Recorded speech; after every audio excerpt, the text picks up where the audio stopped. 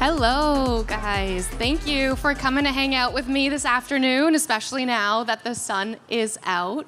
Like Nick said, my name is Christine, and before I actually dive in to the content today, I have two disclaimers. The first is that I'm actually not a deep AI expert. There are a lot of other very qualified people attending this conference and doing sessions that are much more knowledgeable, especially from the technology of generative AI itself. Even though the largest investors in my company go by the last name of Altman, that might be something that you recognize if you follow AI news. Again, I am not that AI expert. Second is that I don't have a deep financial services background. A lot of you in the audience are probably advisors and planners, and I've never been one, nor do I ever really plan to be one. So don't get up and leave. I promise that I'm qualified to be giving you this talk today for one very specific reason. I am the founder and CEO of a software company that is utilized by advisors across the country, and despite it being a planning software, I would say that most of our customers, some of which are in the audience today, would say that the reason that they use our software is because it creates conversations and a level of depth in their conversations that they have never been able to leverage before. And so that's what I'm hoping to dive into with you today as we go through this content. So if you look at the slide behind me, you can see kind of the evolution of financial services. And most recently, the emergence of robo-advisors actually resulted in something really beautiful. What it did is it enabled advisors to go deeper into planning areas that they never really advised their clients on. Whether it was estate planning, tax planning, college planning, there's a lot of great vendors here at the conference that can help you fill those specific niches. It also enabled advisors to shift their fee structure. The commoditization of investment advice enabled advisors to shift to more fee-only services or planning-oriented fee structures that really opened up the market opportunity to more of America. And this happened in the early 2010s, call it. It's still, happening here as we're, at this conference today, the emergence of robo-advisors. And most recently, generative AI is the new talk of the town. It's definitely what advisors have the most questions about and how to leverage AI in their practice. And it's the most powerful technology I think that we've ever had before. And yet, advisors are mostly hiding it in their back office, using it for administrative tasks, or using it for marketing tasks. Whether that's note dictation, whether it's calendaring and scheduling, whether it's simplifying, very complex financial topics, a lot of the power and opportunity of AI is hiding in your practice management. It's not in the forefront of your actual client experiences. And those tools are all very needed. You should leverage those tools. This is not, I'm not trying to convince you that you shouldn't be using those tools in your day-to-day practice. They're going to increase your productivity, and they're going to increase your profitability, but the big question is now, what do you do with that extra time and with that extra money? Some of you might immediately think that you might use generative AI to market to the masses and acquire new customers, but what I'm hopefully going to convince you in the next 15 to 16 minutes that I have left is that you can actually use it for growth by going deeper with your existing clients.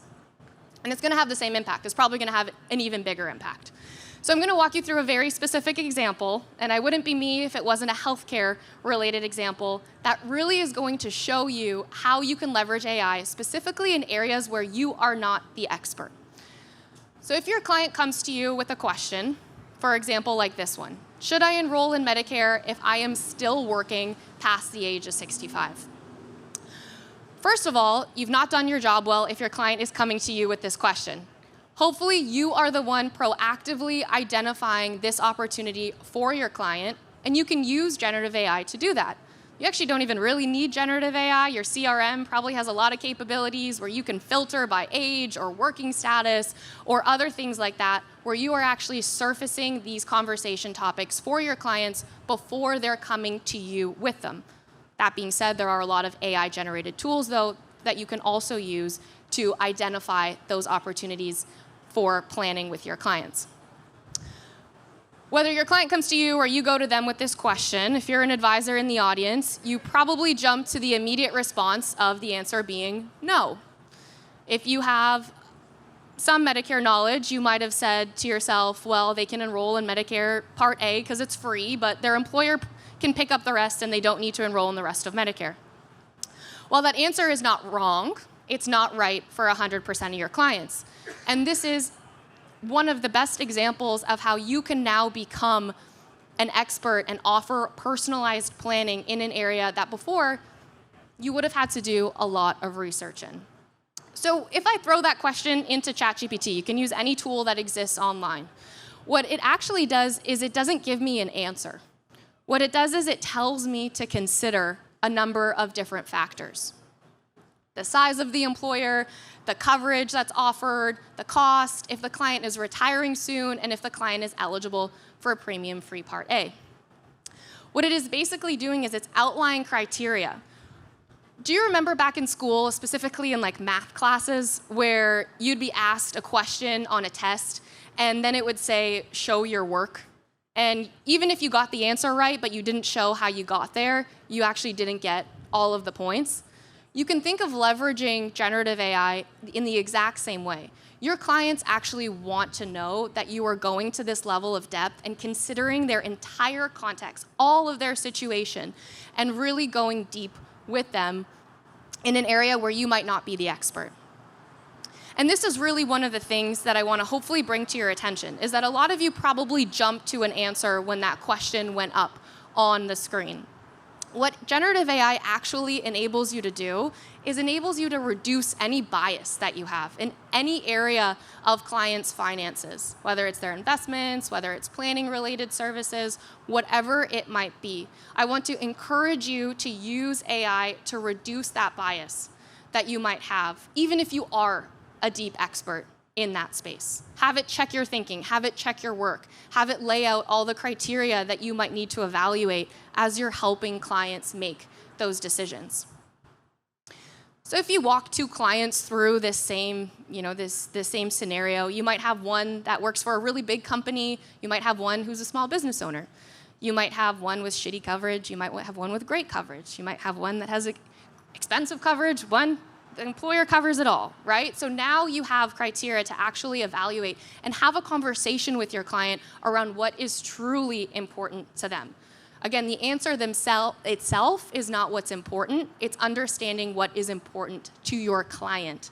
You will have clients faced with the exact same situations that might make different decisions. We know how embedded emotions are, for example, into financial decisions. And this is not new. A lot of the other AI talks, talked about personalization, but it is truly, generative AI is truly enabling you to offer that personalization to your clients. And again, the outcome of a financial decision might be different for two clients who have the exact same criteria. Clients don't want you to know everything. They don't want you to jump to an immediate answer. They actually want to ensure that you are considering their full financial picture. There are so many decisions in life that are more complicated than just a simple decision tree. I've tried to use some of those maps online where they're like, if this, then that, and they bring you to an answer about health insurance or Medicare coverage, whatever it might be. But the truth is that clients could do that by themselves. That's not why they're working with you. So they want to know that you are, again, guiding them through those decisions and considering that full context. Most investors want to work with an advisor that is leveraging generative AI or AI in some capacity. But even more agree that it's never going to replace human guidance. We know this is a Morgan Stanley study. If you survey investors who are between the ages of 35 to 44, the younger demographic, even more investors want you to be leveraging AI, but 84% agree that it will never replace human guidance. So even more agree that it's not going to replace human guidance amongst the younger population. What clients truly, truly want is they want to know that they can trust you, and they want to know that they can rely on you. And what AI really can do in terms of generating that level of trust is it can create that layer of depth in your conversations through three key ways. To build trust, I think this is a Vanguard study, It's shown that you need to ask questions, that you need to acknowledge negative emotions, and you need to listen to your clients. So if I had immediately jumped to an answer, if I was an advisor and I was talking to my client about Medicare enrollment and I immediately jumped to an answer, that's actually not trust building with them. What is actually trust building, and you can use generative AI to do this, is write out 4 questions for me that I can ask my client who is considering enrolling in Medicare while they're still working past the age of 65. You might ask them, do you like the quality of your coverage offered through work? Have you done any research about Medicare on your own? What did your spouse do? Or do you have a neighbor or friend who has enrolled in Medicare? How familiar are you with the different options? Ask at least 4 to 5 questions before you actually jump to a response. And AI can help you with that. Any simple ChatGPT or any other tool online can really help you outline those questions. And what you're trying to do is you're actually trying to get them to say something like, I'm confused, or this is so complicated to me, or I'm afraid about the quality of that coverage. You actually want to pull out negative emotion from them and have them be the ones to express that so that you can address it firsthand and listen to them. If you're not asking questions, there's nothing to listen to. If you're there with just a response, there isn't really a conversation actually happening. So again, asking questions, acknowledging negative emotions, and listening is the way that you build trust with your clients. And clients who have a high trust in their advisor, 94% are likely to refer that advisor to a friend, family member, coworker, or anyone in their network. It's one of the best ways to grow. That slide's messed up. So one of the best ways to grow is through your existing client base. And you want to create multiple touch points with your clients throughout the year. 19 touches is what it's estimated that you need to actually have with your clients to have that high level of trust. So if you want to be generating referrals from your existing client base, 19 times a year, you want to be checking in with them about something that is actually highly personalized to them. It's not a generic email campaign that you've sent to your entire book of business. Those actually aren't as effective. What's the most effective is custom content specifically for a demographic of your client base. I was talking to an advisor yesterday who specializes in tech workers up in the Northwest. He has clients from Microsoft, he has clients from Amazon, and he actually segments his marketing specific to where that client is employed or was employed if they've retired. That's the level of personalization that you want to be providing when it comes to creating content. AI is great. Again, these marketing-related tools, there are a lot of applications using AI via marketing tools. But if you're thinking about acquiring your customers, first focus on retaining your current customers. That is the way that you're going to actually grow your book of business. And email is not the only way. Events, webinars, they're also almost equally as effective as well in your practice. So don't lose sight of that. A lot of great writing tools are at our disposal that are AI enabled. But again, more in-person events, more webinars, more things that, again, really demonstrate that you're offering personalized advice to a very specific niche of your clients. When I was doing a lot of research for this talk, I came across each of these words probably 1,000 times. Efficiency, back office, streamline, productivity, cost savings. These are all great benefits of AI, and I want to encourage you to use AI to be able to produce this. But if you are not seeing impact in your day-to-day practice in the areas of enhancing your communication with your clients and in personalizing the advice and deepening that client relationship, then you are truly not leveraging AI to its actual full capability. If you're thinking about future-proofing yourself, which is the theme of this conference, and if you consider that first slide, that had the whole evolution of financial services, what AI is truly doing is it's giving us back more money and more time to be more human. So I'm finished a little bit early. I'm happy to take some questions if there are any.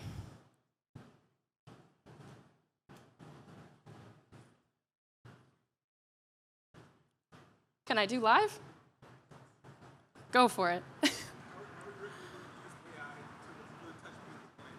Yeah, so I didn't want this to necessarily be a commercial for anyone. There's a ton of great tools, Forward Lane, Bento Engine. There's some that can really surface opportunities for you, I would filter based on age, based on life events, for example. If I use healthcare related ones, catch-up contributions, Medicare eligibility, like really segment your book of business to be able to surface these opportunities so that you're not necessarily relying on yourself to remember those opportunities for your clients. If you have a client, for example, who in a prospecting meeting or in any type of planning meeting tells you something like, I'm really worried about the cost of my healthcare coverage, again, just to build off of this example, make sure you set up a touch point with them during open enrollment and have a conversation with them and make sure that that's personalized to them.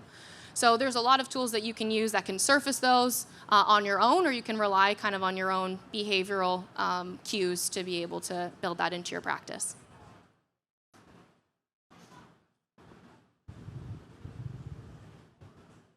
Oh, yeah.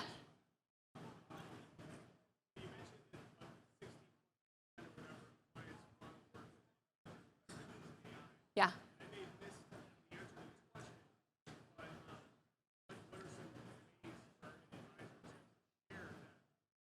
That's a good question. Yes, of course. So in the back, he asked, 63% of investors want to work with an advisor that leverages AI. So how can you actually tell your clients that you're leveraging AI? I think that's the question, right? If you're thinking about differentiating yourself in the market and providing true value-add services to your clients, like your website is probably one of the first things that clients come across. The content that you generate is one of the first things that clients will come across. So you want to be pretty straightforward with them there right on your website, that you leverage different tools beyond your own capabilities, but you pair it with human guidance. So that is one of the key things that that slide also addressed, is that they don't want it to replace human guidance, but they want to know that it's supporting you in the decision-making process. So leverage that in your marketing materials, bring it up in your prospecting meetings, maybe even have, again, a webinar with some of your clients and talk about the tools that you use. There's, I think, a lot of emphasis that advisors put on, which CRM that they use or some of their internal, again, practice management related tools. But clients ultimately, at the end of the day, want to know that they are not going to run out of money before they die and that you are taking into account their full financial picture. So tell them how you leverage AI in those areas to be able to address that.